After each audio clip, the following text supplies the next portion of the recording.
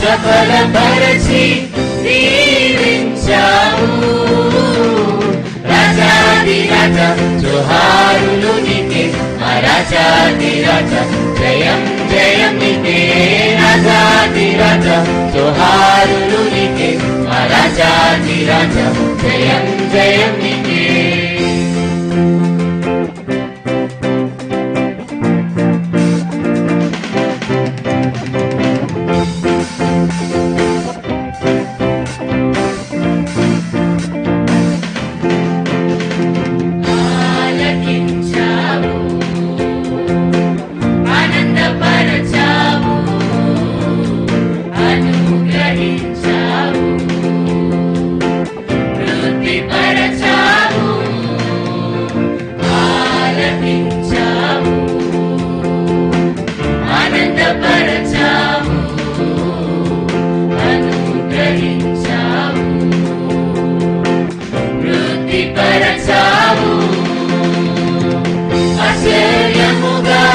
ఆశీర్వదించావు సియోను వాసులను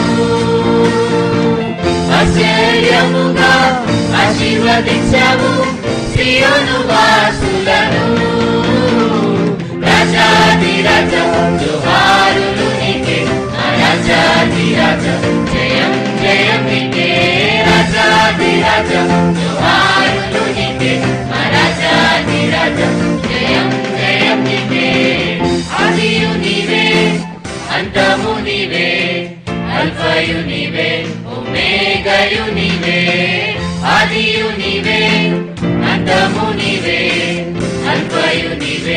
ఒమేగయు నీవే.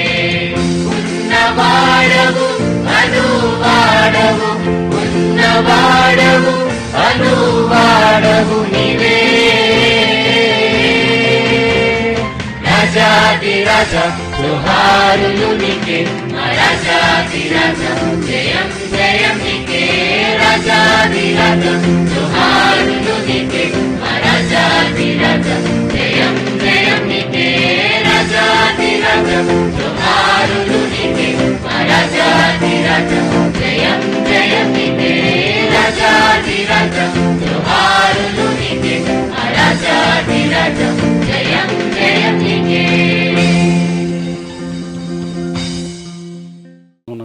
మహిమ కలుగునుగాక. చేరొచ్చిన ప్రతి ఒక్కరికి యేసుక్రీస్తు ప్రభు నామమున వందనములు. ఇంతవరకు మనం ప్రభుని ఆరాధించడానికి ప్రభు వారు మనకిచ్చిన శ్రేష్టమైన తరుణం బట్టి, సమయం బట్టి ప్రభు స్తోత్రాలు. దేవుని వాక్యం ధ్యానం చేసుకుందాం. ద్వితీయోపదేశకాండం 34వ అధ్యాయం. ద్వితీయోపదేశకాండం 34వ అధ్యాయం.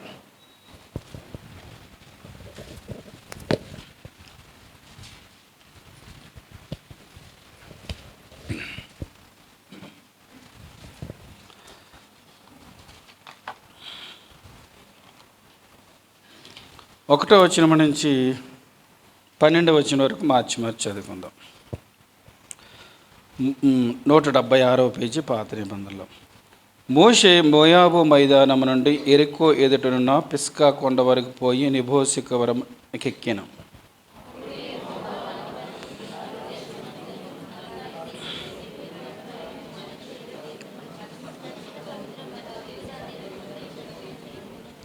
సోయరు వరకు ఈత చెట్లు గల ఎరికో లోయ చుట్టూ మైదానమును అతనికి చూపించెను.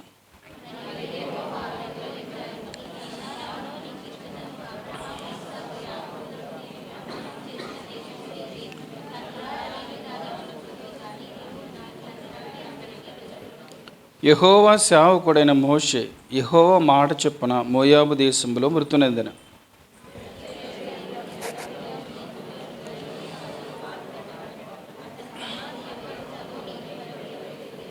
మోషే చనిపోయినప్పుడు 120 సంవత్సరములు ఈడు గలవాడు. అతనికి దృష్టి మాంద్యము లేదు, అతని సత్తువ తగ్గలేదు.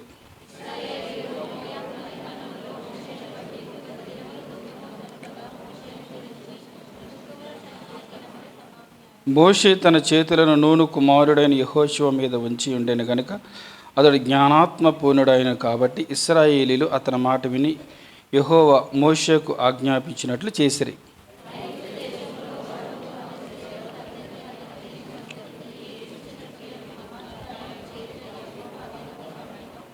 వాటి విషయంలోనూ ఆ బాహుబలమంతటి విషయంలోనూ మోషే ఇశ్రాయేలు జనులందరి కన్నుల ఎదుట కలగజేసిన భయంకర కార్యముల విషయంలోనూ యెహోవాను ముఖాముఖిగా ఎరిగిన మోషే వంటి ఇంకొక ప్రవక్త ఇశ్రాయేలులో ఇదివరకు పుట్టలేదు. తండ్రి, మీ నామానికి స్తోత్రాలు. నమ్మదగిన దేవుడు, మహిమగల మహారాజా, ఈ ఉదయకాల సమయంలో మీ మందిరావరణలో చేరి మిమ్మల్ని స్తుతించి ఆరాధించి గణపరిచి నేను మీ సన్నిధానంలో నీ వాక్యం కొరకే వేచి ఉన్నాం. మీరు మాతో మాట్లాడే దేవుడిగా ఉన్నాం. కనికరించండి, కృప చూపించండి ప్రభు. మాకు వినే చెవిని, గ్రహించే హృదయమును, అర్థం చేసుకునే మనసును, అనుసరించే జీవితాలు దయచేయండి. మా ప్రాణాత్మ దేహాలు మీకు అప్పచెబుతున్నాం. అంధకార శక్తులు బంధించండి, కృప చూపించండి, కృపానుగ్రహించి కనికరించి నిలబడి నేను నిష్ప్రయోజకుడని ఒప్పుకొనిచున్నాను. కనికరించి మాతో మాట్లాడి సహాయం చేసి బలపరచమని యేసు ప్రభు నామమున ప్రార్థిస్తున్నాం తండ్రి. ఆమేన్. మరి అంశం పేరు ముగింపు. ఇప్పుడు పందెపు రంగమందు పరిగెత్తేవారు అందరూ ఒకటేసారి ప్రారంభిస్తారు. పరిగెడతారు కదా, అందరూ ఒకటేసారి పరిగెడతారు. ఎంతమంది ఫస్ట్ వస్తారు, ఎంతమంది సెకండ్ వస్తారు? ఒకడే ఫస్ట్ వస్తాడు, ఒకడే సెకండ్, ఒకడే థర్డ్. సో అలాగే ప్రతీది కూడా స్కూల్స్లో కూడా పిల్లలందరినీ ఆ ఈడిగల వారిని అప్పుడే జాయిన్ చేస్తారు. కానీ స్కూల్ అయిపోయేటప్పటికి ఏమవుతుంది? కొంతమంది మధ్యలో స్కూలు ఆపేసిన వాళ్ళు ఉంటారు, కొంతమంది ఫెయిల్ అయిన వాళ్ళు ఉంటారు, కొంతమంది మీడియం యావరేజ్గా ఉన్న వాళ్ళు ఉంటారు, కొంచెమంది ప్రయోజకులైన వారు ఉంటారు. అంటే మన ప్రసంగి గ్రంథం కూడా ఏమంటాడంటే ఆయన కార్యారంభం కంటే కార్యాంతం మేలు. మనం ఎలా ప్రారంభించామో అనేది ప్రాముఖ్యం కాదు, ఎలా ముగించామనేదే చాలా ప్రాముఖ్యం. ఎస్ ఆర్ నో, కరెక్ట్ అంటారు కాదంటారా? కరెక్ట్ అంటారు కాదంటారా? సో బైబిల్లో కూడా భక్తుల జీవితాల్లో కొంతమంది ప్రారంభం బాధాకరంగా ఉంది, కానీ ముగింపు మాత్రం అద్భుతం. కొంతమంది ప్రారంభం అద్భుతంగా ఉంది, ముగింపు మాత్రం చాలా బాధాకరం. ప్రారంభంలో చాలా బాగా ప్రారంభించారు వారి జీవితం, ముగింపు వచ్చినోడికి చాలా బాధాకరం అయిపోయింది. కొంతమంది ముగింపు చాలా బాగుంది. ఇలాగా కొంతమంది జీవితాలు టైం బట్టి మనం చూస్తూ ముందుకు వెళ్దాం. ఇక్కడ మోషే గారి ముగింపు గురించి మనకు కొన్ని మాటలు చూసాం. కేవలం బిఫోర్ సండే కూడా, మొన్న సండే కాక పై సండే కూడా మొర్దెకై గురించి మనం ధ్యానం చేశాం. ఎస్తేరు గ్రంథంలో 10వ అధ్యాయంలో 3 వచనాలు పెట్టి, ఆ 3 వచనాలు ఒక అధ్యాయంగా పెట్టి మొర్దెకైని దేవుడు ఏ విధంగా హెచ్చించాడు, ఎందుకు హెచ్చించాడు, అతనిలో ఏంటి అనేది మనం చూడటం జరిగింది. ఇప్పుడు కూడా ఈ ద్వితీయోపదేశకాండం ఇంతటితో మోషే గారు రాసిన దీని ఇక్కడ వరకు ఆదికాండం, నిర్గమకాండం, లేవికాండం, సంఖ్యాకాండం, ద్వితీయోపదేశకాండం, వీటిని ధర్మశాస్త్రం అంటారు, తోరా అంటారు. ఇక్కడతో క్లోజ్ అయిపోతుంది. ఇక్కడి నుంచి ఇంక మోషే గారి మాటలు ఉండవు. ఇక ఈయన గురించి లాస్ట్ అధ్యాయంలో దేవుడు ఎంత బాగా రాయించాడంటే అంత బాగా రాయించాడు. ఒకసారి ఆయన ప్రారంభం మనం చూసుకున్నట్లయితే ఈయన అమ్రాము యొక్కబేదు అనే తల్లిదండ్రులకు మోషే గారు పుట్టారు. ఎక్కడ పుట్టారు? ఐగుప్తు దేశంలోనే పుట్టారు. సో మోషే గారు పుట్టిన టైంలో అక్కడ పరిస్థితి ఎలా అయిపోయిందంటే, ఫరో ఏమని ఆర్డర్ ఇస్తారంటే, మన జనం కంటే వాళ్ళ జనం బలమైన వాళ్ళు అయిపోతున్నారు కాబట్టి మంత్రసాలను పిలిచి ఎవరైనా కానుపు అయ్యేటప్పుడు మగపిల్లవాడైతే కనుక అక్కడ మీరు పీక పిసికి చంపేయండి అంటాడు, ఆడపిల్లలైతే బతకనివ్వండి అంటారు. కానీ అలాగ సంవత్సరాలు గడుస్తుంటే ఎక్కడ చూసిన వీధుల్లో మగపిల్లలే ఉంటున్నారు, హెబ్రీ మగపిల్లలు. మంత్రసాలను పిలిచి ఫరో అంటాడు, మీకు ఏం చెప్పాను నేను, మీకు బహుమానం ఇస్తాను, మగపిల్లలను పేకి పిసికి చంపేయమన్నాను కదా, పొరుట్లోనే బయటికి డెలివరీ అయినంటే అప్పుడు వాళ్ళే ఉంటారంటే, అయ్యా హెబ్రీ స్త్రీలు ఐగుప్తు స్త్రీలు అంటే వారు కాదు, చురుకైన వారు, మేము కానుపేయడానికి వెళ్ళేటప్పటికి వారు డెలివరీ అయిపోతున్నారు, మేము ఎలా చంపగలుగుతాం? కారణం ఏంటంటే ఆ మంత్రస్థానంలో దేవునికి భయపడి పిల్లల్ని అలా చంపలేదు. ఆ టైంలో పిల్లల్ని పుట్టిన వారిని ఏం చేసేవారంటే మగపిల్లలు నైల్ నదిలో పడేసేవారు. ఈజిప్ట్ నైల్ నది ఇప్పుడు కూడా, ఆ నైలు నదిలో మొసళ్ళు ఉంటాయి. వారి ఆచారం అంటే మొసళ్ళు వారి యొక్క దేవత, ఐగుప్తు దేశపు ఆరాధ్య దేవత. అప్పట్లో ఆ ముసళ్ళకి పిల్లల్ని బలిగేసేసేవారు.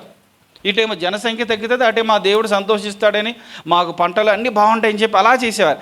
అయితే మోషే పుట్టాడు, కానీ ఆయన గురించి హెబ్రీ పత్రికలో రాయబడింది, అతడు దివ్య సుందరుడైనట్టు చూసి అతన్ని ఎవరికి ఇవ్వటం ఇష్టం లేక 3 నెలలు దాచిపెట్టారు.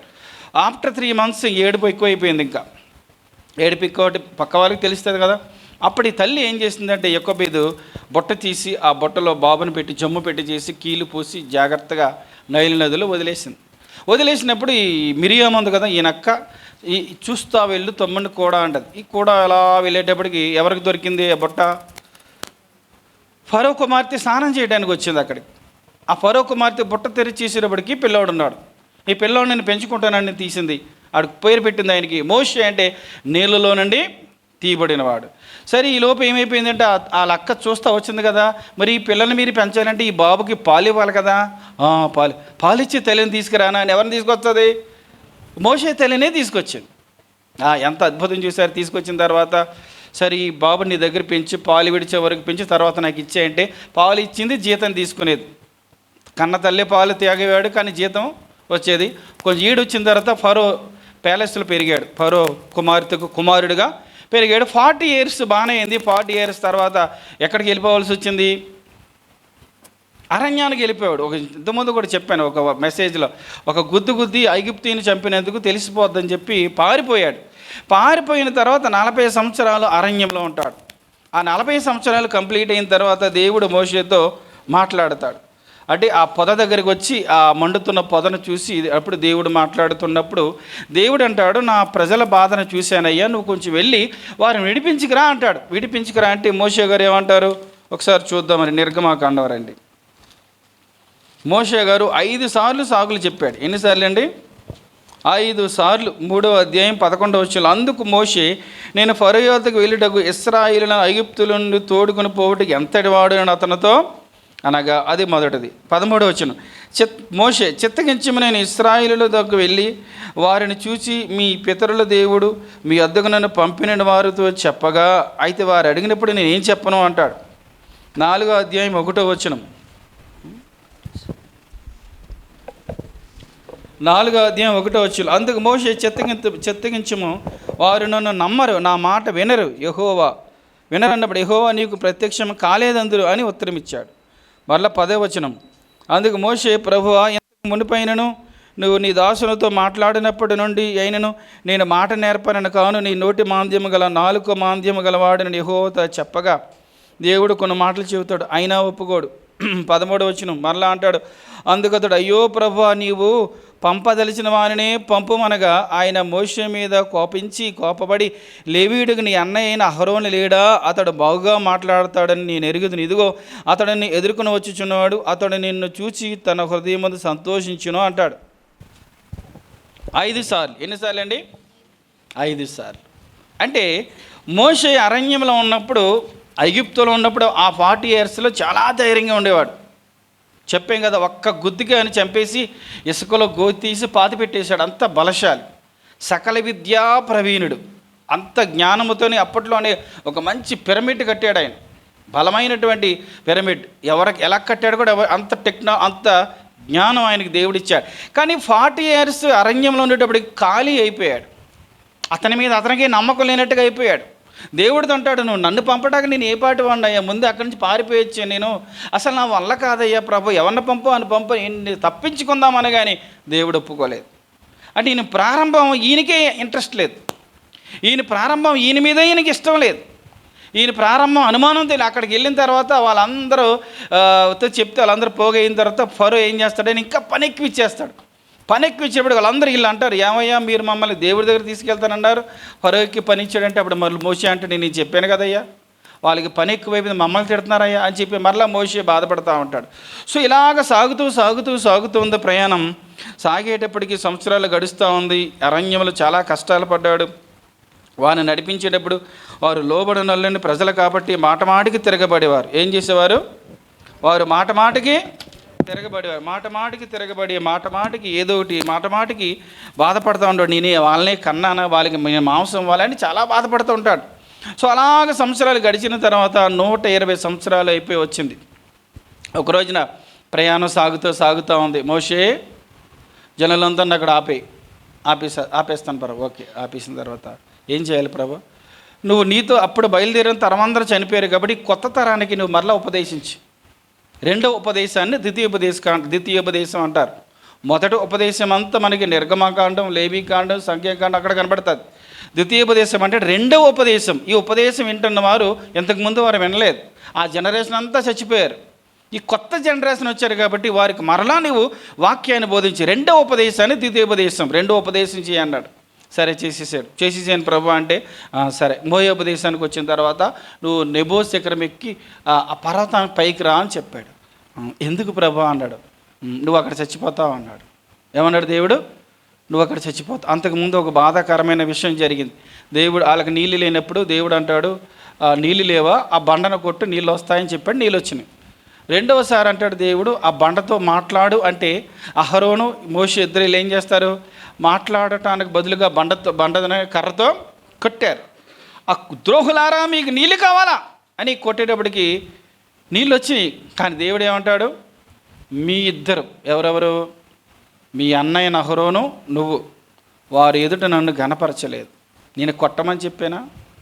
మాట్లాడమన్నాను అంతే. కాబట్టి మీ ఇద్దరు కనాను దేశానికి వెళ్ళరన్నాడు. అంతే, సింపుల్. అసలు తప్పు చేసింది ఎవరు అక్కడ? ఇశ్రాయేలు ప్రజలు.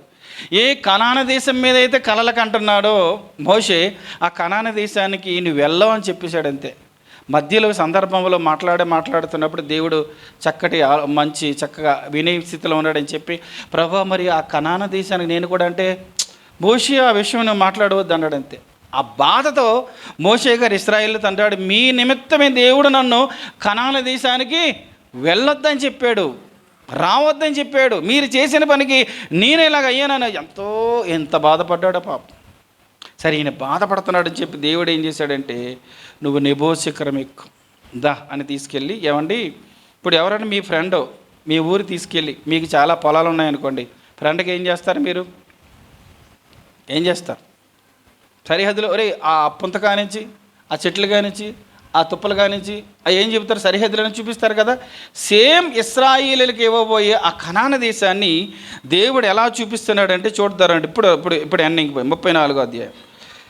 దేవుడు అప్పుడు యెహోవా దాను వరకు గిలాదు దేశమంతయు, నఫ్తాలి దేశమంతయు, ఎఫ్రాయిము మనష్యల దేశమంతయు, పశ్చిమ సముద్రం వరకు యూదా దేశమంతయు, దక్షిణ దేశమును సోయరు వరకు ఈత చెట్లు గల ఎరుకో లోయ చుట్టూ మైదానమును అతనికి చూపించాను. ఒక స్నేహితుడు ఇంకొక స్నేహితుడికి చూపించినట్టుగా నెబో శిఖరం ఎక్కించి ఇంక ఇశ్రాయేలుల కానాన్లో అడుగు పెట్టకముందే అబ్రహాం, ఇస్సాకు, యాకోబులకి చెప్పాను కదా, మీ పితరులకు చెప్పాను కదా, వారు స్వాధీనపరచుకుపోయే దేశం అదే, అది దాని సరిహద్దు అది, దీని సరిహద్దు ఇది. ఎక్కడి నుంచి ఎక్కడ చూపిస్తున్నాడు? ఇప్పుడు మన బిల్డింగ్ పైకి ఎక్కి మీరు ఎంత దూరం చూడగలుగుతారు? నేను ఎంత దూరం చూడగలుగుతాను? మా అంటే ఎక్కడి వరకు చూస్తాం? ఒకవేళ బిల్డింగ్లు అడ్డు వచ్చినాయి అనుకోండి, ఆ పైన రోడ్ నెంబర్ 2 వరకు కనపడుతుంది మనకి. ఎక్కడి వరకు? రోడ్ నెంబర్ 2 వరకు. ఈయన ఎక్కడ చూస్తున్నాడో తెలుసా? ఎక్కడ చూస్తున్నాడు? ఇక్కడి నుంచి సంగారెడ్డిని చూస్తున్నాడు ఆయన. ఎక్కడి నుంచి? ఇటువైపు నుంచి సంగారెడ్డిని చూస్తున్నాడు, ఇటువైపు నుంచి మిర్యాలగూడ వైపు చూస్తున్నాడు, ఇటువైపు మహబూబ్నగర్ అంతవరకు. మహబూబ్నగర్ ఎన్ని కిలోమీటర్లు? ఎక్కడ ఇశ్రాయేల్ దేశం ఉంది, ఎక్కడ మోయాబు ఉంది.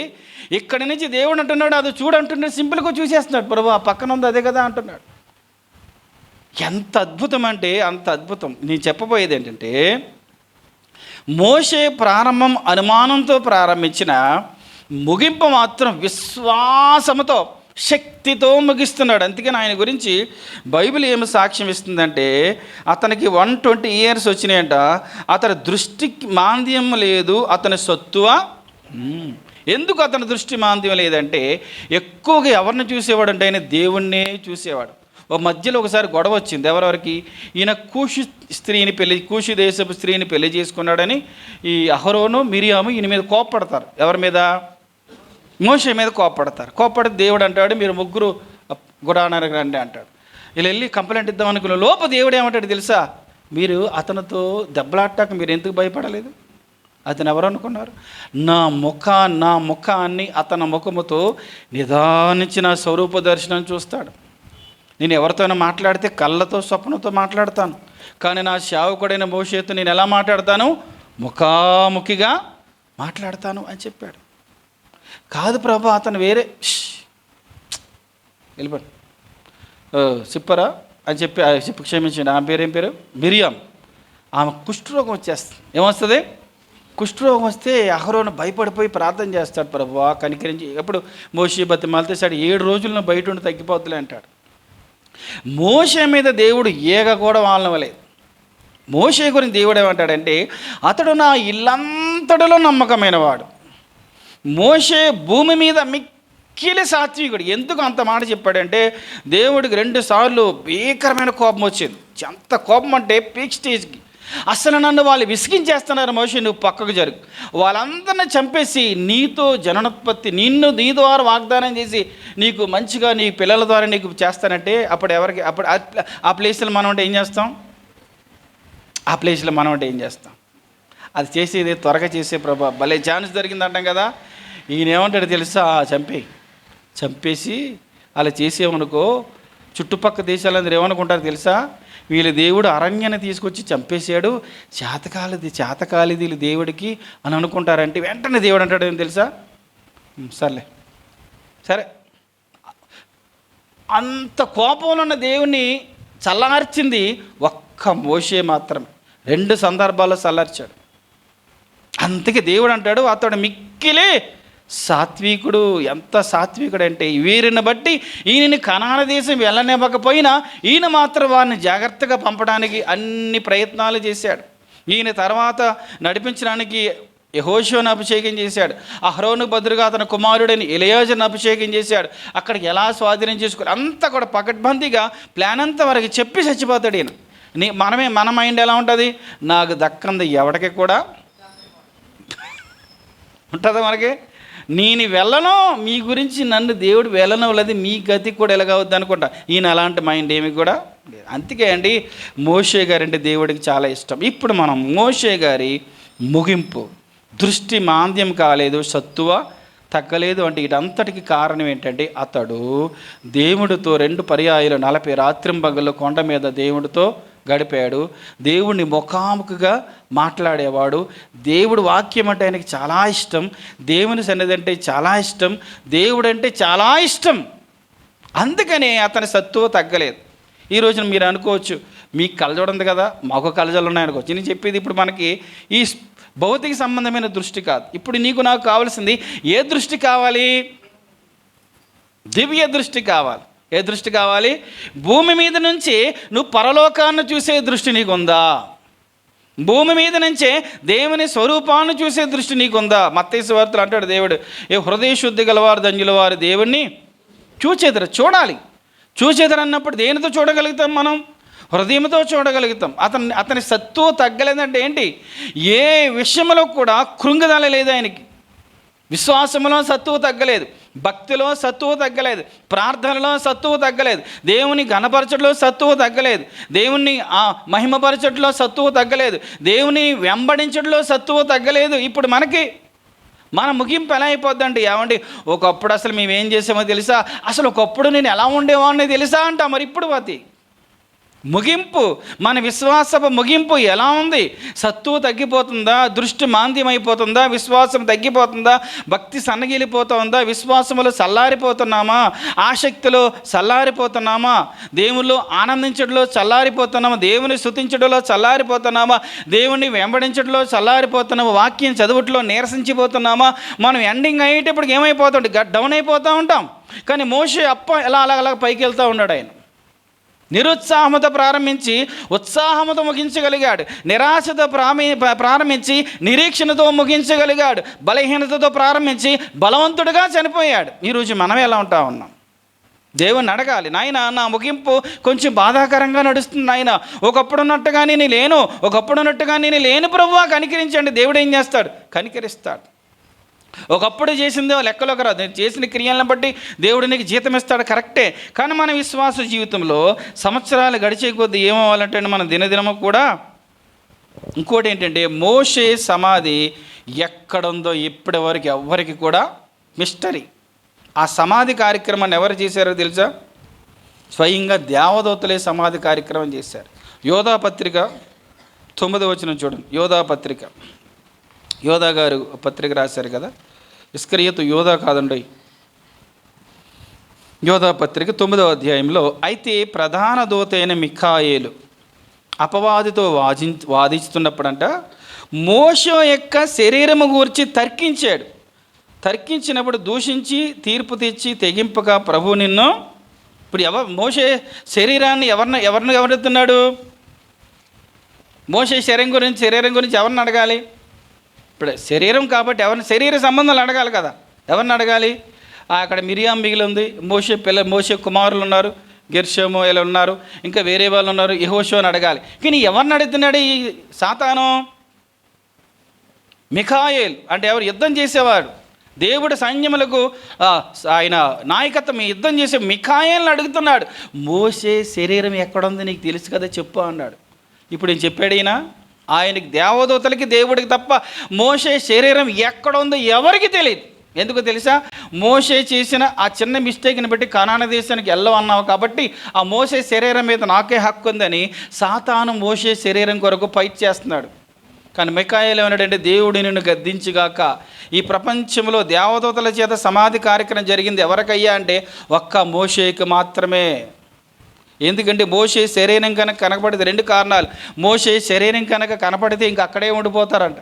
ఇప్పటికి కూడా ఇశ్రాయేలీయులకి మోషే అంటే ఎంత పిచ్చో అంత పిచ్చి. మాకు మోషే ధర్మశాస్త్రం, యేసుప్రభుని కూడా అంటారు కదా, ఏమంటారు? మాకు మోషే ధర్మశాస్త్రం ఇచ్చాడు, నువ్వెవడో మాకు తెలియదు అంటారు. మాకు తండ్రి అబ్రహాము మోషే మాకు ధర్మశాస్త్రం ఇచ్చి అంటారు. మోషే అంటే అంత ఇష్టం వాళ్ళకి, అక్కడే ఉండిపోతారని చెప్పి దేవుడు ఆయన శరీరాన్ని కానీ ఆయన బాడీని కానీ సమాధి కానీ కనపడలేదు. అంతగా దేవుడు మోషేని ప్రేమించాడు. కారణం ఏంటంటే ఆ ముగింపు దేవునికి అంత ఇష్టంగా ముగించగలిగాడు. ఇప్పుడు మన జీవితాల్లో మన ముగింపు ఎలా గడుస్తుంది? ప్రజెంట్ మన భక్తి జీవితం ఎలా నడుస్తూ ఉంది? కుంటుకుంటుగా నడుస్తున్నామా? మొదట బైబిల్ అంటుంది, ఏముంటుంది? ఆసక్తి విషయంలో మాంద్యులు కాక ఆత్మయందు తీవ్రత గల వారే ప్రభువుని సేవించండి. ఏమంటే ముక్కు ఉన్నంత వరకు జలుబు వస్తుంది, రాదా? వస్తుంది. నీ శరీరంతో ఉన్నంతవరకు కష్టాలు వస్తాయి. ఒక పాటలో అద్భుతమైన అర్థం ఉంది. అది ఏమంటాడంటే, గొలియాతును పుట్టించింది ఎందుకంటే దావీదుని హెచ్చించడానికే. గొలియాతులు లేకపోతే నీకు కిరీటం రాదు, విత్తనం పగలకపోతే మొక్క రాదు, నీకు శ్రమలు లేకపోతే దేవుని పోలికలకు రాము, కష్టాలు లేకపోతే దేవునికి దగ్గరగా అవ్వం, కృంగుదల లేకపోతే దేవుని వైపు చూడలేం.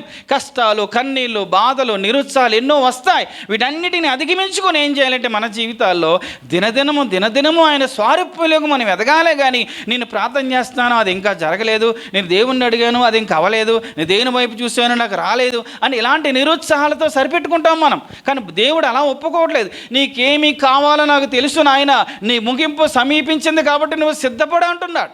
హిజ్కియా దగ్గరికి యెషయా భక్తుడు వచ్చాడు. ఏమంటాడు? నువ్వు చచ్చిపోతున్నావు, నీ ఇల్లు చక్క పెట్టుకో, దేవుడు చెప్పాడని చెప్పాడు. అంతే. వెంటనే దేవుడి దగ్గర ఒక చిన్న ప్రార్థన చేశాడు. నాయన, నేను ఎలా ఉన్నానో నీకు తెలుసు ప్రభా అని చెప్పి, కనికరించే ప్రభా అని ప్రార్థన చేశాడు. దేవుడు 15 సంవత్సరాల ఆయుష్ పొడిగించాడు. కానీ ఆ 15 సంవత్సరాల ఆయుష్ అది దేవునికి ఆయాసకరంగానే జీవించాడు. ఈ రోజున మన జీవితాల్లో కూడా ఒకవేళ తూకం వేసి మేనే టైకి లోపార్సి త్రాసులు వేసి తక్కువగా అడగ తూగుతున్నావు, నీ క్రియలు చక్క పెట్టుకో, నీ జాగ్రత్త అని చెప్పి మనల్ని అంటున్నప్పుడు మనం ఏ విధంగా సరి చేసుకునే వారంగా ఉన్నాం ప్రశ్న వేసుకోవాలి.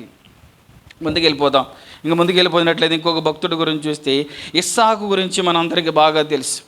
ఇస్సాకు గురించి మనకు బాగా తెలుసు. ఇస్సాకు ఎంత గమనం చేసినట్లయితే ఇస్సాకు 21 ఆదికాండం 21వ అధ్యాయంలో ఇస్సాకు పుట్టాడు.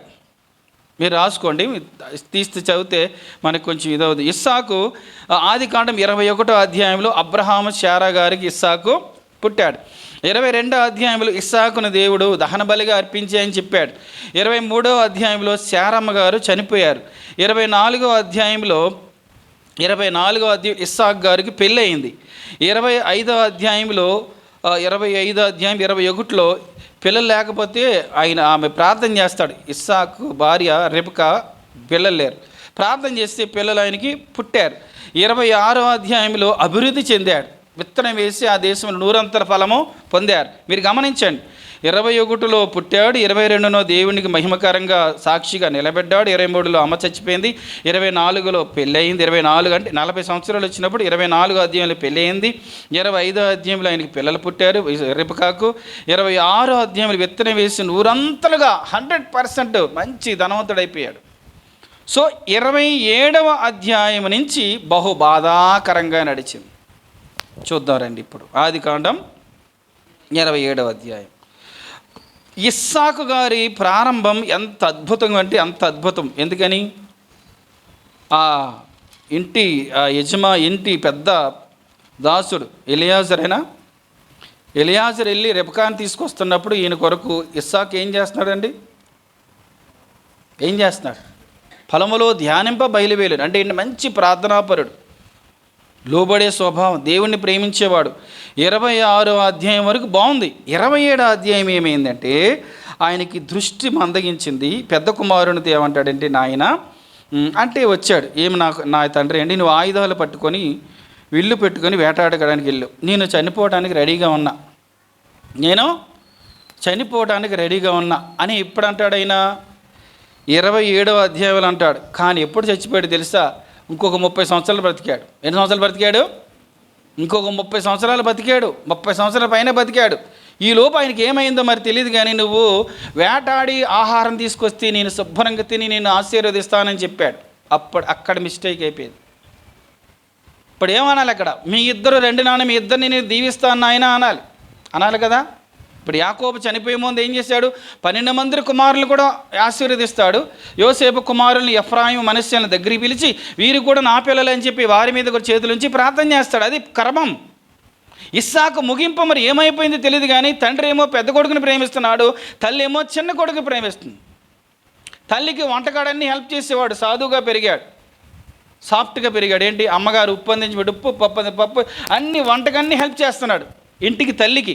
ఈయన వేటగాడు కాబట్టి వేటాడి మంచి ఫుడ్ తీసుకొచ్చి నాన్నగారికి పెట్టేవాడు కాబట్టి ఇతను నాన్నగారికి ఇష్టమైపోయాడు. మరి ఏమనుకున్నాడు కానీ మొత్తానికి ఆశీర్వదిస్తానంటే ఈ మాటలన్నీ ఎవరు విన్నారు? అమ్మగారు విన్నారు. ఆ వేటాటకి వెళ్ళిపోయాడు. యాకోబుని పిలిచింది, ఎరే మీ నాన్న ఏశావుని ఒక్కరిని ఆశీర్వదిస్తానంటున్నాడు రా అది నేను చూసి భరించలేనురా, నువ్వు నా కొడుకు కదరా నాన్న. మరి ఏం చేయమంటావు? నేను కూడా మంచి భోజనం సిద్ధపరుస్తానరా. సిద్ధపరిస్తే నాన్నగారి దగ్గరికి వెళ్ళరా. గుర్తుపడతాడమ్మా, ఘోరం అయిపోద్దమ్మా, అసలు నేనంటే ఆయనకి పడదు, ఆయనకి దగ్గర కూడా వెళ్ళకపోతున్నామ్మా నేను అంటే. లేదురా నేను చేస్తాను కదా అని చెప్పి ఆ మేకతోలుతో అన్నీ కప్పేసిన ఆయన అస్సలు కనపట్ల. పట్టుకెళ్ళిన భోజనం తడిమాడు, వాసన చూశాడు. ఏమన్నాడు? ఒక మాట ఆడు ఏమన్నాడు? తడిమి చూస్తేనేమో ఏ సేవలో ఉన్నాడు, స్వరం వింటేనేమో యాకోబులో ఉన్నాడు. ఎవడైతే ఏమైతే నాకు ఇది భోజనం పెట్టరు శుభ్రం తినేస్తాను అన్నాడు, భోజనం పెట్టేశాడు. మొత్తం ఆశీర్వాదములన్నీ ఆశీర్వదించేశాడు. ఆయన ఇలా వెళ్ళిపోయిన 10 క్షణాల్లో వెంటనే ఎవరు వచ్చారు? యేసయ్య వచ్చాడు. రండి నాన్నగారు భోజనం చేద్దాం అన్నారు. ఇదేంటారు ఇప్పుడే కదా భోజనం చేశానంటే, నేను ఇప్పుడే తెచ్చానంటే. ఏమండి ఇస్సాకు ఇక్కడ మాట చూడండి, గడగడగడలాడిపోయాడండి ఇస్సాకు గారు. ఏమడిపోయాడు ఆయన? గడగడలాడిపోయాడు ఆయన, గడగడ వణికిపోతాడు అంతే. చూడండి 27వ అధ్యాయం 33. ఇస్సాకు మిక్కుటముగా గడగడ వణుకుచు, అట్లయితే వేటాడి భోజనం నా ఎదుగు తెచ్చిన వారెవరు? నీవు రాకమునుపు నేను వాటన్నిటిని తిని అతను నిజముగా దీవించితను, అతను దీవించబడిన వాడే. అప్పుడు ఏశావు పెద్ద కేకేస్తాడండి, మామూలు కేకలేడు. మన భాషలో చెప్పాలంటే ఏమంటే ఆస్తి పత్రాలు డాక్యుమెంట్స్ అన్నీ నాన్నగారితో సంతకం పెట్టించుకొని పట్టుకొని పారిపోయాడు అంతే. మన భాషలో చెప్పాలంటే ఏంటి? అప్పటికి పత్రాలు గట్ట ఏమి లేవు. ఆశీర్వదించబడతావు అంటే ఆశీర్వదించబడతారు ఇంకంతే. అన్ని డాక్యుమెంట్స్, బ్లెస్సింగ్స్ డాక్యుమెంట్స్ అన్నీ పట్టుకొని యాకోబు పారిపోయాడు అంతే. ఇప్పుడు ఏడుస్తున్నాడు ఈయన ఏశావు, ఏడిచాడు. ఒకటే ఆశీర్వాదం తప్ప ఏమీ లేదురా అండి, అన్ని శాపాలే పెడతాడు. నువ్వు అతనికి దాసుడవుతావు అన్నీ చెప్తాడు. బయటకు వచ్చినంత అనుకుంటాడు, ఇది ఎక్కడికి వెళ్తాడు, మా నాన్న చచ్చిపోయినప్పుడు వస్తాడు కదా అప్పుడు చంపేస్తాను అనుకుంటాడు. ఈ మాట ఎవరు విన్నారు? రెబ్కా విన్నది. రెబ్కా విని ఒరేయ్ మళ్ళీ భర్త దగ్గరకు వచ్చి ఏవండి ఆడిని చంపేస్తాను అన్నాడండి, ఇద్దరు చావు నుంచి చూడలేనండి అన్ని. మా అన్నయ్య ఉన్నాడు కదా సిరియా దేశం, లాబాన్ దగ్గర పంపించేద్దామని మళ్ళీ యాకోబుని పిలిచి ఒరే మా అన్న దగ్గరికి వెళ్ళిపోరాదు చెప్తాడు. ఆయన వెళ్ళిపోతాడు. 20 సంవత్సరాలు అక్కడ ఉంటాడు. ఈయనేమో ఈయనకి ఎవరైతే ఇష్టం ఉన్నదో కనాను స్త్రీల్ని పెళ్లి చేసుకుంటాడు. ఇష్మాయిల్ని పెళ్లి, అప్పటికే అన్య స్త్రీల్ని పెళ్లి చేసుకుని ఈయనకి బాగా బాధ కలిగిస్తాడు. ఒకడేమో అన్య స్త్రీల్ని పెళ్లి చేసుకుని ఇష్టానుసారంగా జీవిస్తున్నాడు, ఒకడేమో మామగారింటికి వెళ్ళిపోయి ప్రార్థన లేకుండా ఏమో 20 సంవత్సరాలు అక్కడే ఉండిపోయాడు. ఈ ముసలాయన ఇక్కడే ఉండిపోయాడు. బాధాకరం ముగింపు. ఎక్కడ మిస్టేక్ వచ్చింది? ఇంటిలో యజమానురాలు భార్యాభర్తలు తల్లిదండ్రులుగా చూపించవలసిన ప్రేమ సమానంగా చూపించకపోవటం వల్ల ఒకప్పుడు మంచి ప్రార్థనాపరుడు, ఒకప్పుడు బలిపీఠానికి దగ్గర బలిపీఠం ఎక్కేసి నాన్నగారు నన్ను వధించేసినా పర్వాలేదని విశ్వాసం గలవాడు, ప్రార్థన చేసి ఫిలిష్తీ దేశంలో విత్తనం వేస్తే 100 ఫలం వచ్చేసింది. గొడ్రాలైన తన భార్య కోసం ప్రార్థన చేస్తే పిల్లలు వచ్చేసారు. అలాంటి విశ్వాసవీరుడైన ఇస్సాకు ఎండింగ్ వచ్చేటప్పటికి బాధాకరం. ఒకరిని దీవించిపోయి ఒకరిని దీవించేశాడు. ఒకడేమో దేశదమ్మరిగా అంటే నీకు ఇష్టానుసారంగా పారిపోయి పెళ్ళిళ్ళు చేసుకున్నాడు, ఇంకొకడేమో దూరం వెళ్ళిపోయాడు. సంవత్సరాలు దాదాపు ఒక 30 years అలాగే కొడుకులు దూరంగా ఉండి బతికాడు ఈయన. బాధ ముగింపు. జాగ్రత్త, మనకు కూడా పిల్లలు ఉన్నారు. మనము చూపించే ప్రేమ పిల్లల మీద చూపిస్తున్నాం. కోడళ్ళైనా కొడుకులైనా కూతురైనా అన్నదమ్ములైన అక్క చెల్లెళ్ళైనా మన దేవుని నమ్ముకున్న వారమైన మనం ఏం చేయాలి? సమానత్వంతో కూడా ప్రేమించాలి. ఒక సహోదరు నా దగ్గరకు వచ్చి చాలా కాలం క్రితం, అన్న మా నాన్నకేమో మా అక్క అంటే ఇష్టం, మా అమ్మకేమో మా చెల్లెంటే ఇష్టం, నేనంటే ఎవరికి ఇష్టం లేదన్న అంటారు. ఏమంటున్నారు? మా నాన్నకేమో మా అక్క అంటే ఇష్టం, మా అమ్మకేమో మా చెల్లెంటే ఇష్టం, వాళ్ళిద్దరికి మధ్య నేను పుట్టాను, నేనంటే ఎవరికి ఇష్టం లేదు. అలాంటి బాధల్లో ఉంటేట్లయితే దేవుడు నన్ను ఒంటరిగా ఎందుకు పెడతాడు తెలుసా?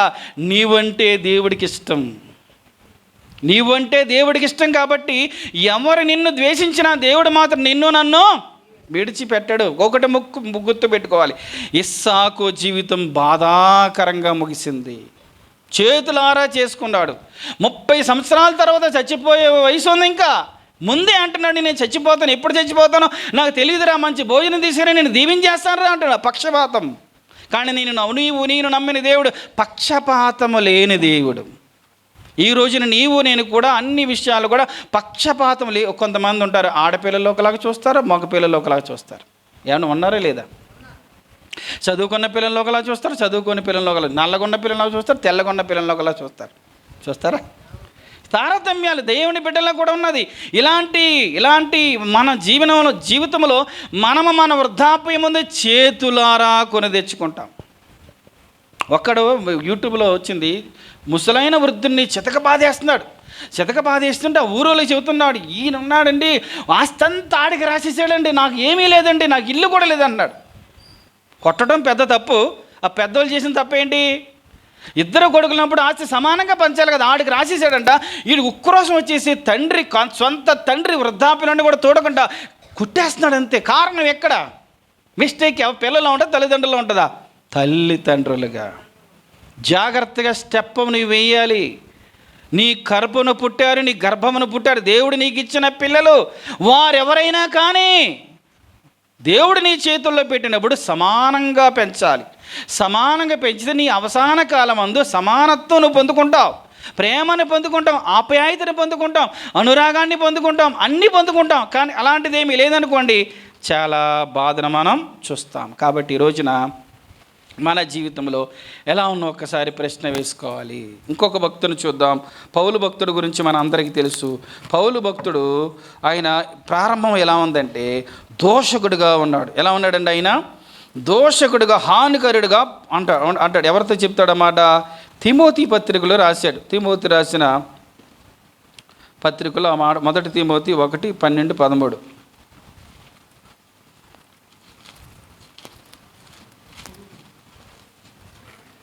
పూర్వము దోషకుడును, హింసకుడును, హానికరుడనైన నన్ను తన పరిచర్యకు నియమించి నమ్మకమైన వానిగా ఎంచినందుకు నన్ను బలపరిచి మన ప్రభు అయిన యేసుక్రీస్తుకు కృతజ్ఞుడనై ఉన్నాను. తెలియక అవిశ్వాసములను చేసి తిని గనుక కనికరింపబడుతుంది.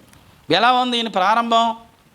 మంచి జ్ఞానవంతుడు, గమలీయులైనటువంటి పరిసయ్యుడి దగ్గర పెరిగాడు. ఈయన మంచి జ్ఞాన సంపన్నుడిగా పెరిగాడు. అంత పండితుడు అంటే చెప్పలేం, అంత పండితుడు. కానీ క్రైస్తవులన్నా పడేది కాదు, చంపేసేవాడు అంతే. చెరలో తీసుకెళ్ళిపడు, అస్సలు ఆయన గిట్టేది కాదు. అలాంటి వాడిని యేసుక్రీస్తు ప్రభువు దమస్కు మార్గములు ఎదుర్కొని ఆయన రక్షిస్తాడు, మారుస్తాడు, పరిచర్య చేస్తాడు. పరిచర్య చేసినప్పుడు ఆయన పరిచర్య చేస్తున్నప్పుడు మనం కూడా కొన్ని కష్టాలు వచ్చినప్పుడు ఏమనుకుంటామంటే, నాకు వచ్చిన కష్టాలు ఎవరికీ రాలేదు, అసలు ఎంత భరిస్తున్నానో తెలుసా అని అనుకుంటాం. మరి ఈయనకి కూడా వచ్చిన కష్టాలు ఒకసారి చూద్దారండి. కొరింథీయులకు రాసిన 2వ పత్రిక 11వ అధ్యాయం 23వ వచనం. వారు క్రీస్తు పరిచారకులు వేరువాని వెళ్ళి మాట్లాడుచున్నాను, నేను మరి ఎక్కువగా క్రీస్తు పరిచారకుడును, మరి విశేషముగా ప్రయాసపడి తిని, మరి అనేక పర్యాయములు చెరసాలలో ఉంటిని, అపరిమితముగా దెబ్బలు తింటిని, అనేక మార్లు ప్రాణాపాయములలో ఉంటిని, యూదుల చేత 5 మార్లు, ఒకసారి కాదంటే 5 మార్లు, ఒకటి తక్కువ 4 దెబ్బలు తింటిని, 3 మారు బెత్తములతో కొట్టబడుతుని, ఒకసారి రాళ్లతో కొట్టబడుతుని, 3 మారు ఓడ పగిలి శ్రమ పడితిని, ఒక రాత్రింబగలు సముద్రములో గడిపి తిని, అనేక పర్యాయములు ప్రయాణములలోనూ, నదుల వలన ఆపదల్లోనూ, దొంగల వలన ఆపదల్లోనూ, నా స్వజన వలన ఆపదల్లోనూ, అన్యజనులైన ఆపదల్లోనూ, పట్టణములు ఆపదలలోనూ, అరణ్యములు ఆపదల్లోనూ, సముద్రములు ఆపదల్లోనూ, కపట సహోదరు వలన ఆపదల్లోనూ, ప్రయాసతోనూ కష్టముతోనూ, తరచుగా జాగరములతోనూ, ఆకలి దెప్పులతోనూ, తరచుగా ఉపవాసములతోనూ, చలితోనూ, దిగంబరత్వంతోనూ ఉంటిని. ఇంకా చెప్పవలసినవి అనేకమున్నాయి అని చెప్పి అక్కడతో ఆపేయలేదు. ఏమంటాడు తెలుసా? ఇవన్నీ ఉంటే ఉన్నాయి పోలేండి, ఇవన్నీగాక సంఘములన్నిటిని కూర్చొని చింతయు నాకు కలదు, ఈ భారము దినదినము నాకు. ఈ మాట మనం చెప్పగలుగుతామా? అసలు మన లెక్క మన కష్టాలకే సరిపోదు. ఏమని లెక్కేసుకుని, ఈ సంవత్సరంలో జనవరిలో అది వచ్చింది, ఫిబ్రవరిలో ఇది వచ్చింది, మార్చిలో ఇది వచ్చింది, అబ్బాయి ఈ సంవత్సరం ఏం బాగోలేదు, ఎప్పుడైపోతే బాగుండని నీ కష్టాలే లెక్కేసుకోండి. మరి ఈయన గారి కష్టాలు లెక్కేసుకుంటే, ఈ అపోస్తలుడైన పౌలు గారు చిట్టా రాస్తున్నాడు, కష్టాల చిట్టా రాసి, అయ్యో నన్ను ఎంత కష్టపెట్టేశాడు దేవుడు అంటలేదు ఆయనను సంఘములన్నిటికి వచ్చిన చింత నాకు కలదు. ఏంటి? సంఘాలు ఇంకా క్రీస్తు సారూప్యంలోకి వెదగాలి, ఈ భారం నాకు దినదినం అధికమవుతుంది, సంఘాన్ని ఒక కన్యకగా సిద్ధపరిచి యేసుప్రభుని వరుడికిచ్చి నేను పెళ్లి చేయాలి, అంత ఆలోచనతో ఉన్నాడు ఆయన. ఇప్పుడు ఈ రోజున నేను యేసుక్రీస్తు ప్రభుని నమ్మినటువంటి మనం ఎలా ఉన్నాం? నీ కష్టాల వైపు, నీ శ్రమల వైపు, నీ బాధల వైపు, నీ నిరుత్సాహాల వైపు, నీ వ్యాధుల వైపు, నీ రోగాల వైపు, వాటి వైపే చూస్తున్నావా? నశించిపోతున్న వారి వైపు కన్నులెత్తి చూడగలుగుతున్నావా? ఒకసారి ప్రశ్న వేసుకోవాలి. ఇప్పుడు ఇంకా ముగింపులో పలుకుతున్నాడు. తిమోతి రాసిన 2వ పత్రిక 4వ అధ్యాయం 28వ వచనం. 7:8 క్షమించిన 7:8 వచ్చిన చదవండి. నేను చదువుతాను. మంచి పోరాటానికి చివరికి వచ్చేసింది, కొన్ని రోజులు చచ్చిపోతాడు ఆయన, చిరఛేదన చేసేస్తారు. మంచి పోరాటం పోరాడితే నా పరుగు కడముట్టించింది, నీ విశ్వాసం కాపాడుకుంటే నీకు మీద నా కొరకు నీతి కిరీటం మంచబడి ఉన్నది. ఆ దినమందు నీతి గల న్యాయాధిపతి అయిన ప్రభు అది నాకు మాత్రమే కాకుండా తన ప్రత్యక్షతను అపేక్షించి వారందరికీ ఏమంటున్నాడండి? ఏమండి, నేను మంచి పోరాటం పోరాడి నా పరుగు నేను కడముట్టించాను, ఫినిష్. యేసుక్రీస్తు ప్రభు ఏ విధంగా అయితే పని సమాప్తం, ఆయన సమాప్తం అని చెప్పాడో, నా పని నేను ఏమంటున్నాడు? నా పరుగు నా రన్నింగ్ నేను ఫినిష్ చేశాను, నా కొరకు నీతి కిరీటం మంచబడింది, నేను పరలోకంలో అడుగు పెడుతున్నాను అని అద్భుతమైన మాటలు పలుకుతున్నాడండి. ఆ మాట నువ్వు చెప్పగలుగుతావా? నేను చెప్పగలుగుతానా? ముగింపు అంటున్నాడు, నేను చాలా బాగా పరిగెత్తాను. ఎన్ని కష్టాలు వచ్చినా 5 మార్లు ఒకటి తక్కువ 40 దెబ్బలు నన్ను కొట్టినా, ఓడ పగిలి సముద్రంలో దిగంబరిగా ఉన్నా, చలితో ఉన్నా, ఆకలి దెబ్బలతో ఉన్నా, కష్టాలతో ఉన్నా, రాళ్ళతో కొట్టిన కపట సహోదరులు, వారితో నేను కష్టాలు ఎదుర్కొన్నాను. మా స్వజనులు మాకు డిస్టర్బెన్స్ చేశారు. ఎన్ని వచ్చినప్పటికీ కూడా నేను పరుగు ఆపలేదు అంటున్నాడు ఆయన. మరి నీ పరుగు, నీకు కష్టాలు ఉన్నాయని, అప్పులు ఉన్నాయని, రోగం ఉందని, బాధ ఉందని, బలహీనతలు ఉందని నీ పరుగు ఎన్నిసార్లు ఆపేయలేదు, నీ గురి ఎన్నిసార్లు ఆపేయలేదు, నీవు దేవుని వైపు చూడటం ఎన్నిసార్లు ఆపేయలేదు. ఎన్నో నిరుత్సాహ మాటలు మాట్లాడతాం. మరి ఈయనకంటే కష్టాలు ఎవరికైనా వచ్చినాయా? ఒక సందర్భంలో కొడితే చచ్చిపోయాడు అనుకొని శిష్యులు అలా ఈడ్చుకుపోతారండి. ఈడ్చుకుపోయిన తర్వాత మెల్లగా లెగిస్తాడు, ఆ ఊరిలో లెగిసి అక్కడ సంఘాన్ని బలపరుస్తాడు. ఏమంటాడంటే, మనం అనేక శ్రమలు పడిన తర్వాతనే పరలోక రాజ్యంలోకి వెళ్ళాలి, మీరు జాగ్రత్తగా ఉండండి, తోడేళ్ళు వస్తాయి, వారికి మీరు కంటపడకుండా జాగ్రత్తగా ఉండండి అని చెప్పి ఇప్పుడు దెబ్బలెత్తున్న ఈయనని సంఘం బలపరచారు, ఈయన సంఘాన్ని బలపరుస్తున్నాడు. ఈయన సంఘాన్ని ఈయన ఒంటంతా రక్తం కారిపోతుంది, చచ్చిపోవడానికి సిద్ధంగా ఉన్నాడు. కానీ అప్పుడు దేవుడు ఆయన చనిపోనివ్వలేదు. మరలా ఆయుష్ని, మరలా శక్తిని, కొన ఊపిరున్నా చాలు ఆ పక్కకి వెళ్ళి సువార్త ప్రకటించేద్దాం అనుకున్నవాడు ఆయన. వాళ్ళకి ఏమి తక్కువ, మహాధనవంతుడు ఆయన. అప్పట్లోనే రోమన్ సిటిజన్షిప్ ఆ తండ్రి గారు కొనుక్కున్నాడు. అప్పట్లోనే వాడలు ఉండేవి, పెద్ద పరిశ్రమ ఉండేది వారికి, టెంట్స్ తయారు చేసే పరిశ్రమ ఉండేది వారికి. వీటన్నిటినీ పెంటతో సమానంగా ఎంచుకొని ఉన్నతమైన బహుమానం వైపు దృష్టించాడు, పరలోకం వైపు, కిరీటం వైపు, మహిమగల వస్త్రం వైపు, నా దేవుని సింహాసనం యేసుప్రభు వారి పక్క నేను కూర్చోవాలి అని దృష్టితో పరిగెత్తి ఈ మాట చెప్పగలుగుతాను. ఈ రోజున మన గురి ఎలా ఉంది? మన ముగింపు ఎలా ముగిస్తూ ఉంది? ఎంత మనం దేవుడితో గడపగలుగుతున్నాం? నశించిపోతున్న ఆత్మల పట్ల ఎంత భారం ఉంది? సంఘం పట్ల, సంఘ పరిచర్య పట్ల, సంఘ అభివృద్ధి పట్ల, అన్నిటి పట్ల మనకి ఎంత భారం ఉంది? ఈయన అంటున్నాడు, ఈ భారం నాకు రోజు రోజుకి ఎక్కువైపోతుందయ్యా అంటున్నాడు ఆయన. బైబిల్ అంటుంది, ఆమోసు గ్రంథం 6వ అధ్యాయంలో అంటాడు దేవుడు, సియోనులో నిర్విచారముగా ఉన్న వారికి శ్రమ. నీ కష్టముల గురించి నీకు చింత ఉండకూడదు, నశించిపోతున్న వారి గురించి చింత ఉండాలి, సంఘముల గురించిన చింత ఉండాలి. అయ్యో సంఘం ఇంకా యేసుప్రభువారి స్వారూప్యంలోకి రావాలి, పరిచర్య ఆగిపోతుంది, చాలా చోట్ల కష్టాలకు ఎదుర్కొంటున్నారు అని ఏమై వేదనతో పశ్చాత్తాపపడి, వేదనతో, రోదనతో ప్రార్థన చేయాలి. అది అలాంటి చింత నీకు నాకు ఉండాలి. అంతేగాని మన కష్టాల గురించి, మన బాధల గురించి, మన పిల్లల గురించి, మన సమస్యల గురించి, నీ గమ్యం గురించి, నీ గురించే అది ఆ చింత ఉండకూడదు. అది ఆయన చూసుకుంటాడు. ఎవరు చూసుకుంటారు? ఆయన చూసుకుంటాడు. ఎవరు నిన్నైతే పిలిచాడో, పిలిచిన వాడు నమ్మదగిన వాడు కాబట్టి నీకేమి కావాలి, ఎప్పుడు కావాలి, ఎంత కావాలో ఎలా తీసుకునేవాడు, నడిపించేవాడు ఆయన ఉన్నాడు. ఆయన చూసుకుంటాడు. నేనేం చేయాలి? ఆయన పని ఎలా ఉందో దాని కొరకు భారం కలిగి ఉండాలి. కాబట్టి ఈ రోజున మనం పౌలు గారు ముగింపు ఎంత అద్భుతంగా ముగిస్తున్నాడంటే, నేను ఆ పరుగు కడముట్టించాను. ఆ పరిగెత్తేటప్పుడు చాలా ఆయన పడిపోవాలని చెప్పి కాళ్ళకు అడ్డంగా ఎన్నో వేసారు. అంటే అర్థం ఏంటో తెలుసా? విశ్వాస జీవితంలో ఆయన తప్పుదోవ పట్టిద్దామని, పడగొట్టేద్దామని, ఆపేద్దామని సకల ప్రయత్నాలు, చక్రవర్తులు, రాజులే బయలుదేరారు, కానీ ఎవరు ఏమీ చేయలేకపోయారు. కానీ ఆయనకి ఒక ముళ్ళు పెట్టాడు దేవుడు. ఒకసారి కొడితే ఈ పక్కటెముకలు ఇరిగిపోయినాయి, పక్కటెముకలే 3 ఇరిగిపోయినాయి.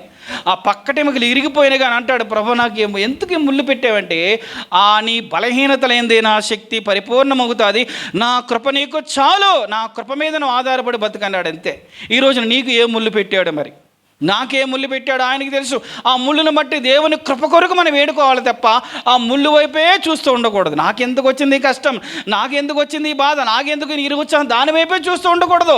దేవుని కృప కొరకు చూడ. 90వ కీర్తన 14 పైకి 11:10 అంటాడు మోషే గారు. ఏమంటాడు? ఉదయమున నీ కృపతో మమ్మల్ని తృప్తిపరచము, అప్పుడు మా దినములన్నీ ఉత్సహించి సంతోషిస్తాం. కృప కొరకు మనకి కనిపెట్టారు. చివరికి ఇంకొక ఆయన చూసుకొని ముగించుకుందాం.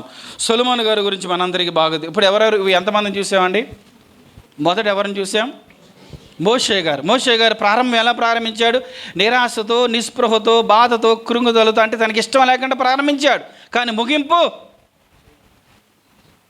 ఎలా ముగించాడు? బలముగా, నిరీక్షణతో, ఇష్టముతో, దేవునికి మహిమకరమైన ముగింపు, అద్భుతంగా ముగించాడు. ఈరోజు మనం ఎలా ఉన్నాం? రెండో వ్యక్తి ఇస్సాకు చిన్నప్పటి నుంచి ఆయన పుట్టిన వెంటనే సంతోషం. వాళ్ళ అమ్మగారు ఎప్పుడు నవ్వేరు, ఎప్పుడు దాకా నవ్వల. ఎవరెవడి? శారమ్మ గారు. నవ్వు అని పేరు పెట్టింది ఆయనకి. భక్తులు, ప్రావీణ్యతలు, వ్యాపారములు, పొలం, వ్యవసాయంలో ఎంతో అభివృద్ధి చెందాడు, బేష్ అనిపించుకున్నాడు. ఎండింగ్ వచ్చేటప్పటికి ఏమైపోయిందండి? బాధ, నిరాశతో 30 సంవత్సరాలు కొడుకుల దగ్గర లేరు. ఆడేమైపోయాడు, ఈడేమైపోయాడు, ఆడు చూస్తాడేమో దేశాలు అమ్మడెళ్ళి అన్య స్త్రీని పెళ్లి చేసుకున్నాడు. బాధతోనే ఏడుస్తూ కూర్చున్నాడు ఆయన. మనం ఎలా ఉన్నాం? ఈ పౌలు గారి గురించి ఏం చూసాం? దోషకుడు, హింసకుడు, హానికరుడు, పాపలలో ప్రధానుడు అంటాడు. అలాంటి వ్యక్తి ముగింపు ఎలా ముగిస్తున్నాడంటే అద్భుత రీతిగా నాకు పరలోక రాజ్యంలో కిరీటం రెడీగా ఉందంటాడు. చివరిగా చూస్తే సొలొమోను గారు, తీయదుగా చెప్పేస్తాను. సొలొమోను గారుని దావీదు గారు పట్టాభిషేకం చేపిస్తాడు. ఆయన పిలిచి అంటాడు, నాయన నువ్వు దేవుడి దగ్గర చాలా జాగ్రత్తగా ఉండాలని చెప్తాడు. సొలొమోను గారు చాలా బలులు అర్పించిన తర్వాత అక్కడ గిబియోనులో రాత్రి మందిరం దగ్గర పడుకుంటాడు. దేవుడు కలలో స్వప్నం అంది కనపడి, సొలొమోను నీకేం కావాలో కోరుకో అంటాడు. సొలొమోను అంటే నేను పిన్న వయసు గలవాను ప్రభా, నాకేమీ వద్దు, నీ జ్ఞానం ఇస్తే చాలు అంటాడు. బేష్ సొలొమోను, నువ్వు నాకు నచ్చావు. నువ్వు శత్రువుల ప్రాణం అడగలేదు, నీ దీర్ఘాయుష్యం అడగలేదు, ఐశ్వర్యం అడగలేదు, పేరుని అడగలేదు, రాజ్యాన్ని అడగలేదు, ఏమీ కోరుకోలేదు. కాబట్టి నీకు ఎంత ఐశ్వర్యం అంటే అంత ఐశ్వర్యం ఇస్తున్నాను. నీకున్న పేరు ఎవరికి ఉండదు, నీకు అంత ఘనత అని దేవుడు అడగనివి కూడా చాలా ఇచ్చేశాడు. అలాంటి సొలొమోను ముగింపుకు వచ్చేటప్పటికి ఒక్క వచనం చదివి మనం ముగించుకుందాం. ఒక్క వచనం చదువుదాం. రాజుల గ్రంథం మొదటి గ్రంథం 11వ అధ్యాయం.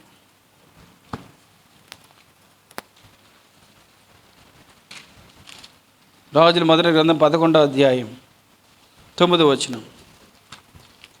ఈ రెఫరెన్స్ చదివి ముగించుకుందాం.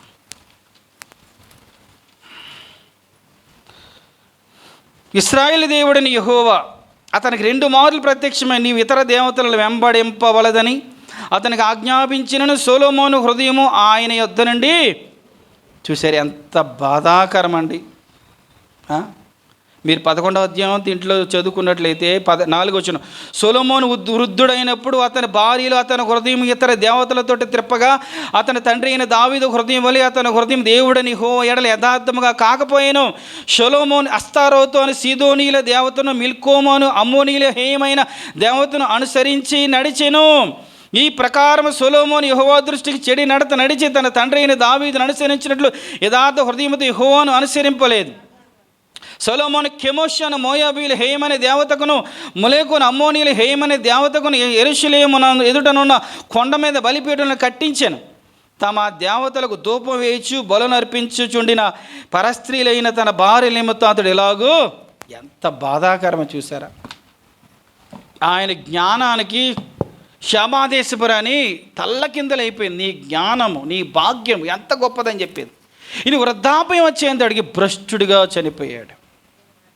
అన్య స్త్రీలని తన యొక్క భార్యల నిమిత్తం వారిని ప్రేమిస్తున్నానని తెలియటం కోసం తన హృదయం తిప్పబడి వారి కోసం బలిపీఠాలు కట్టి దేవతలకు బలులు అర్పించి వాటికి ధూపం వేసి ఇటు దేవుడిని చాలా చాలా బాధపరిచాడు. చూసారా ఈ రోజున మనం ఎలా ఉన్నాం? ఎవరికి ధూపం వేస్తున్నాం? దేన్ని నీ విగ్రహంగా పెట్టుకొని మీరు అనుకోవచ్చు, మీ పూజలు అలాంటి ఏం చేయమండి, మేము పూజ చేయకపోవచ్చు, విగ్రహం నిలపకపోవచ్చు. దేవుడికి ఇష్టము కానిది ఏదో అది విగ్రహం. దేవుడికి ఇష్టము కానిది ఏదో నువ్వు ఇష్టంగా దేవుని కంటే ఎక్కువగా దేన్ని ప్రేమించేవో అది విగ్రహం. అది మనుషులే కావచ్చు, పిల్లలే కావచ్చు, ఎవరైనా కావచ్చు. ప్రభువారే చెప్పారు, నాకంటే తమ పిల్లలు ఎక్కువగా ప్రేమిస్తే నాకు పాత్రలు కారు, నాకంటే ఎక్కువగా తమ తల్లిదండ్రులు ప్రేమిస్తే నాకు పాత్రలు కారు అంటున్నాడు ఆయన. అలాంటి జ్ఞాన సంపన్నుడైనటువంటి ఇప్పుడు కనుక సొలొమోను గారు ఉంటే ఎన్ని డాక్టరేట్లు ఇచ్చారో చెప్పలేము, అన్నీ వస్తాయి ఆయనకి. ఎందుకంటే తెలుసా? వృక్షముల గురించి, పక్షుల గురించి, ఇంకేంటి ఎన్ని ఎన్ని ఎన్ని అద్భుతమైన మాటలు పలుకుతాడో చెప్పలేం. అలాంటి జ్ఞానవంతుడు ఎవరో లేరు అసలు. అలాంటి జ్ఞానము గలవాడు పడిపోయి భ్రష్టుడైపోయాడు. ఈ రోజున నీవెంత నేనెంత. అయితే మనం ఏం చేయాలి? దేవుని కృపను కోరుకోవాలి. పౌలు గారు కృపను కోరుకున్నాడు, పడిపోలేదు. నాయన నీ కృపను నాకు దయచేయి, నా ముగింపు అద్భుతంగా ఉండాలి, నా ముగింపు నీకు సంతోషంగా ఉండాలి, నా ముగింపు నీకు మహిమకరంగా ఉండాలి, నా ముగింపు నలుగురు చదువుకునేటట్టుగా ఉండాలి, నా ముగింపు నలుగురు నిన్ను స్తుతించేటట్టుగా ఉండాలి, నా ముగింపు ఎవరికి బాధాకరంగా ఉండకూడదని చెప్పి ఏం చేయాలి? మనం అడగాలి. ప్రారంభం ఎలా ప్రారంభించి ముఖ్యం కాదు, ముగింపు ఎలా ముగిస్తున్నావు. నీ అవసాన కాలం ఉంది, నీ జన్మలు గడుస్తున్నప్పుడు ఎలా ఉన్నాం అన్నది ఒకసారి ప్రశ్న వేసుకోవాలి. కళ్ళు మూసుకుందాం, మన హృదయాలు పరీక్ష చేసుకుందాం. యేసుక్రీస్తు ప్రభువారు త్వరలో రానయ్యున్నాడు. ఎప్పుడు వస్తాడో తెలియదు. నీ ముగింపు, మన ముగింపు, ఆయన రాకడ ఎప్పుడో మనకు తెలియదు. మన ముగింపు దినములు, మన చివరి దినములు ఎలా ఉంటున్నాయి ప్రశ్న వేసుకుందాం. మోషే ముగింపు అద్భుతం, పౌలు గారి ముగింపు అద్భుతం, ఇస్సాకు గారి ముగింపు బాధాకరం, సొలొమోను ముగింపు బహుబాధాకరం. ఈ రోజున మన ముగింపు ఎలా ఉంది? దేవుడు ఐశ్వర్యము, ఆశీర్వాదము ఎన్నో ఎన్నో ఎన్నో ఇచ్చాడు. రక్షణ భాగ్యాన్ని, పరలోకపు నిరీక్షణ, ఎన్నో ఎన్నో ఆశీర్వాదములు ఇస్తే మన ముగింపు ఎలా ముగించగలుగుతున్నాం? ఇప్పుడు ప్రజెంట్ ఎలా ఉంటున్నాం? యేసు ప్రభువారు తిరిగి రానయ్యున్నాడు. ఆయన వచ్చేటప్పుడు ఎత్తబడడానికి సిద్ధంగా సంసిద్ధత మనలో ఉందా? యోగ్యత మనలో ఉందా? ఎత్తబడే విధానం మనలో ఉందా? ఒకసారి ప్రభువుని అడుగుదాం. నాయన మీ అపారమైన ప్రేమకే స్తోత్రములు తండ్రి. దేవా, ముందు మీ యొక్క భక్తుల యొక్క ప్రారంభం ముగింపు మా మధ్య ఉంచారు తండ్రి. మోషే అద్భుతమైన ముగింపు ముగించాడు, పౌలు గారు అద్భుతమైన ముగింపు ముగించారు. అలాంటి కడముట్టించే జీవితాలు మాకు దయచేయండి. విశ్వాసాన్ని కాపాడుకునే జీవితాలు మాకు దయచేయండి. నిన్ను మహిమ తెచ్చే ముగింపగల జీవితంలో మాకు దయచేయి. మీ రాకడను ఎదుర్కొని మహాభాగ్యము దయచేయము తండ్రి. మీ వందనాలు స్తోత్రాలు చెల్లిసి కృపాను గ్రహించమని యేసు ప్రభువును ప్రార్థిస్తున్నాము తండ్రి.